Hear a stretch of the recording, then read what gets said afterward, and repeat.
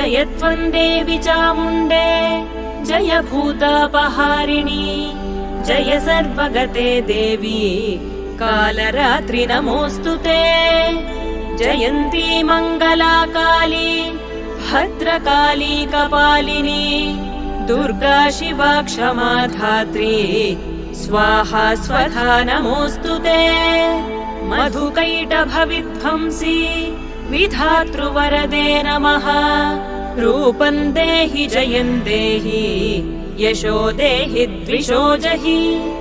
महिषासुरनिर्नाशी भक्तानां सुखदे नमः रूपं देहि जयं देहि यशो देहि द्विषो जहि